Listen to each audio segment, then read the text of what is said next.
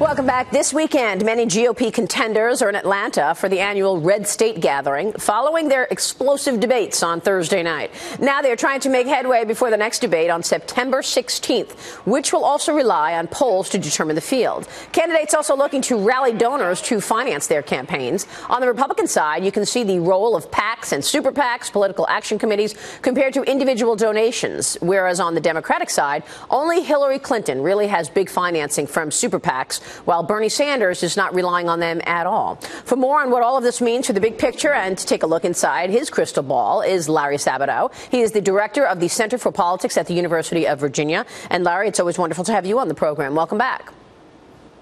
Thank you, Maria. So you've got new rankings of the GOP candidates by tier. Let's talk about that. Who do you think are the leading candidates at this point, post those two debates? Well, I'm actually leaving the top tier alone. It's Jeb Bush, Scott Walker, and Marco Rubio. But I'm also watching John Kasich. You know, if you look at that debate, the main debate, you see that John Kasich did very well and Marco Rubio did very well. I think they were the two big winners of the debate. And then the other debate, you have to add Carly Fiorina. But she has yet to really gear up her fundraising, and she has to get in one of the primetime debates. We'll see whether she can get in that second one in mid-September. So debates ought to shuffle the tiers to a certain degree, and tentatively I would say it has.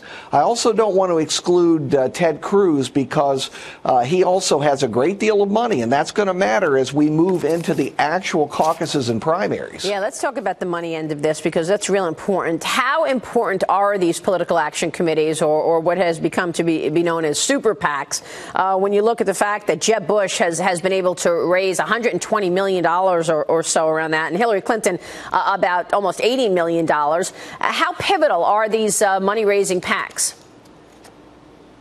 They're very important. Look, the first thing you need to know is there are virtually no rules anymore in campaign finance. There are paper rules, but there's always a way around them, and you can raise whatever you want, as much as you want, from individuals, from groups. There are ways to do it, and they do it.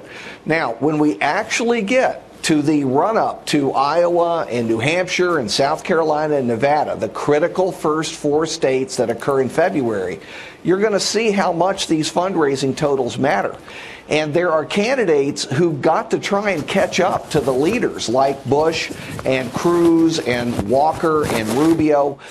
They've got to catch up. That includes John Kasich. He had a great performance at the debate, but he's got to follow it up by raising a lot of money, and it's not easy. Yeah, so let's get back to that, because you mentioned Carly Fiorina. She really knocked it out of the park in that first debate.